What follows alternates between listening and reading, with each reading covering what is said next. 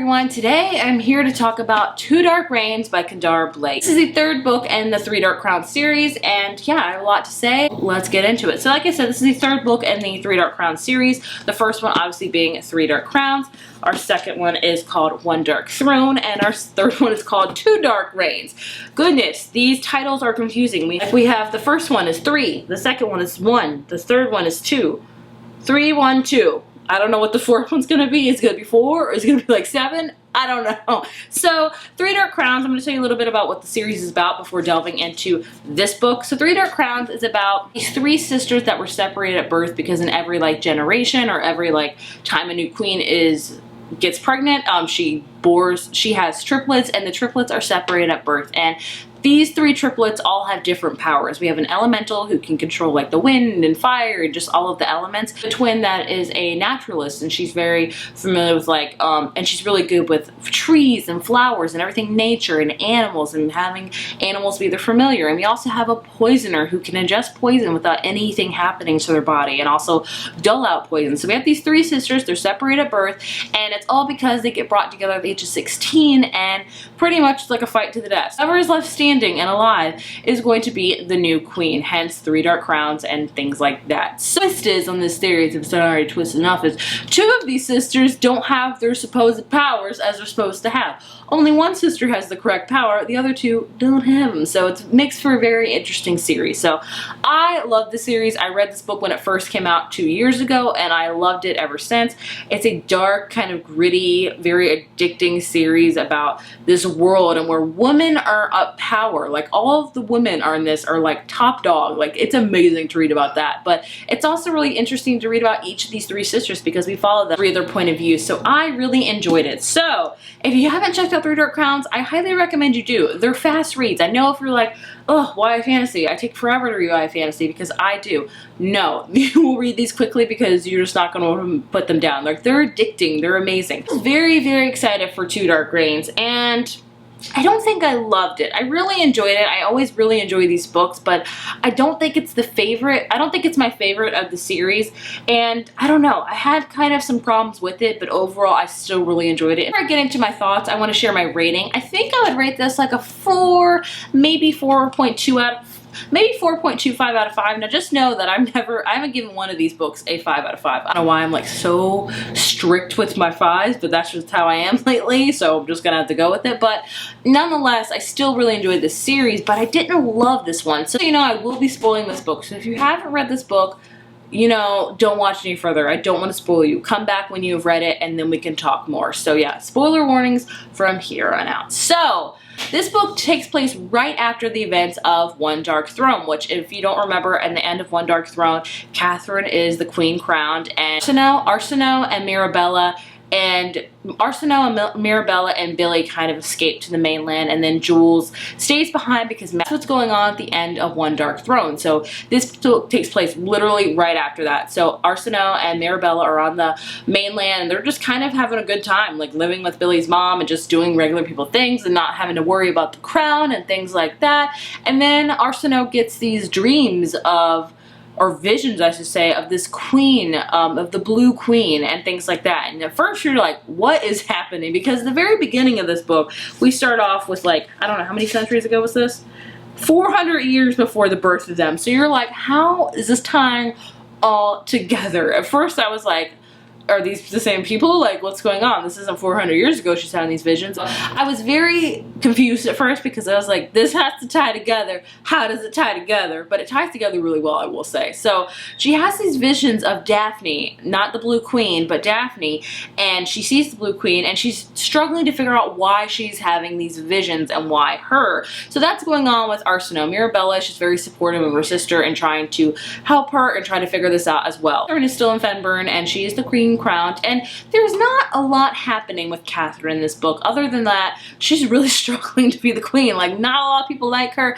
The dead queens inside of her are kind of raging and like killing random people, and you know, they're showing her that they're really the boss and not Catherine. So that's what's going on. She's just trying to figure out like how to be a queen and how to get people to like her and how not to have these dead queens rise up in her, and also her weird relationship with Peter. I don't know.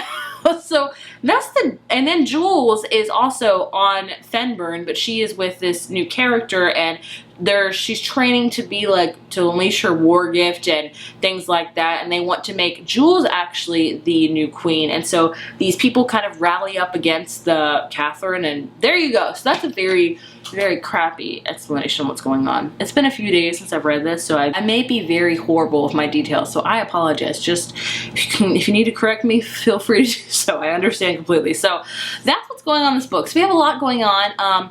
Now, if you don't know previous novels, Catherine has been my favorite because she has been the most interesting, and Arsenault has been my least favorite because there's not been a lot going on with her. Now, as far as character development, I've always really liked Arsenault because I've connected with her. She's very thoughtful, she's very nice, and I just didn't love her plot because not a lot was going on with it. So, and I liked Catherine not because she was evil, because it was just interesting to read about her. So this book completely spin my whole thoughts. Like, Catherine was the most boring to me in this book because I was like, I don't care that you're queen, not a lot's happening, like call me when something interesting is happening. That's horrible to say.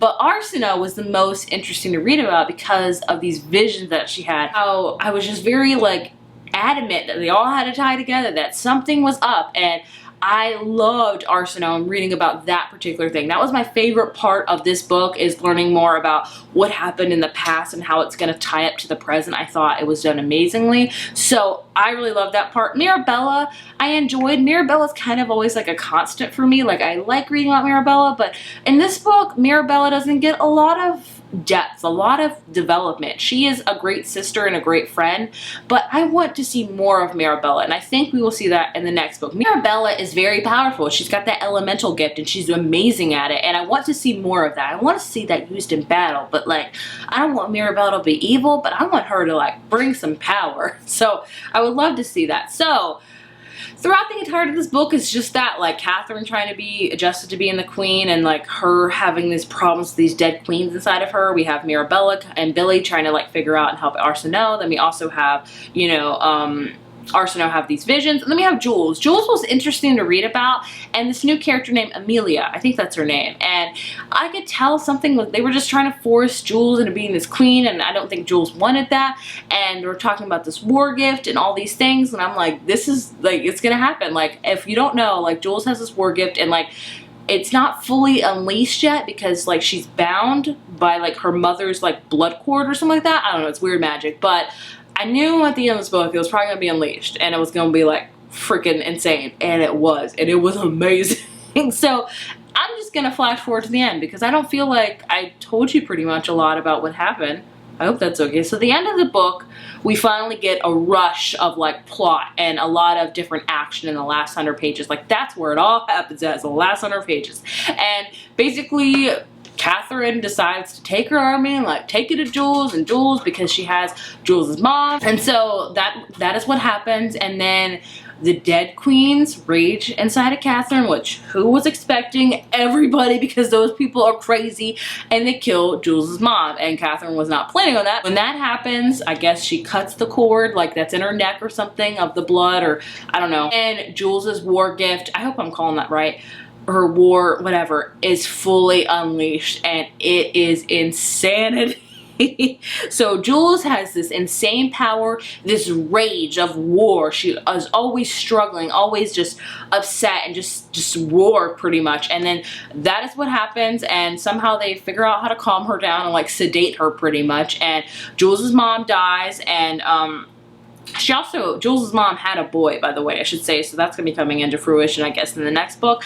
And then we also learn, that's the big thing that happens with Catherine and Jules, and then we also learn how everything ties up with Arsenault and her dreams of Daphne. So Daphne was one of, if you read the beginning of the book, it says 400 years before the birth of them. So in the beginning of the book, we have a queen named Queen Philomene, hopefully I pronounced that right, she actually has 4 daughters instead of 3. And I guess when that happens, the 4th one is the Blue Queen. And they're just like, that's very rare. And so they decide, the midwives, or I think the poison people, I don't even know, decide to kill the other 3 babies immediately and just have the Blue Queen. So Daphne is actually one of those triplets that was supposed to be dead, but I guess she escaped it somehow.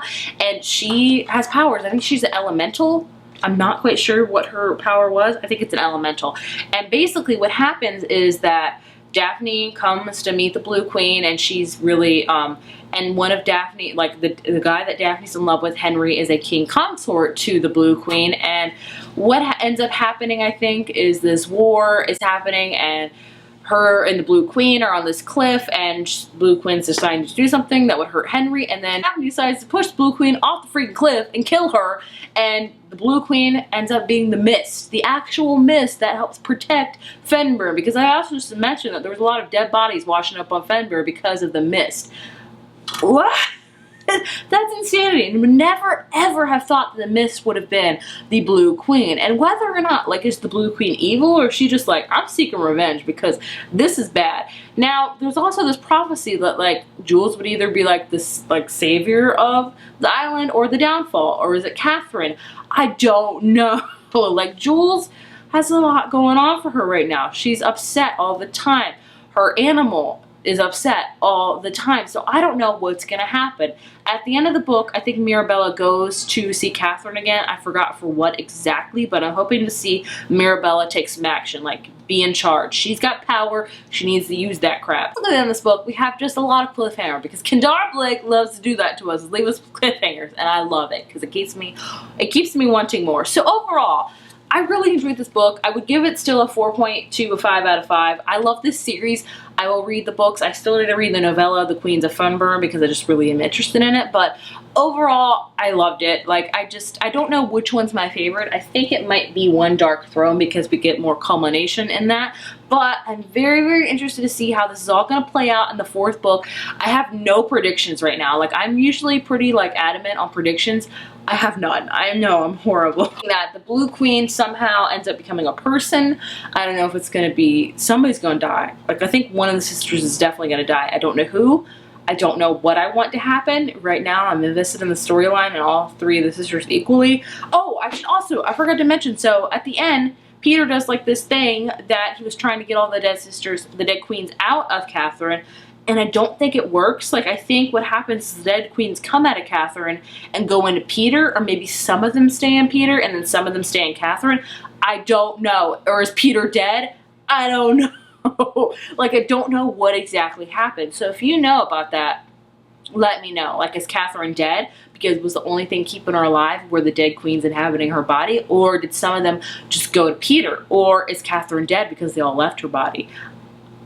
I don't know. I'm confused as heck about it. So if you have any ideas of that, let me know. I'd love to hear your thoughts. So let me wrap this up, because this is a long video. I have a lot of thoughts. I love this series.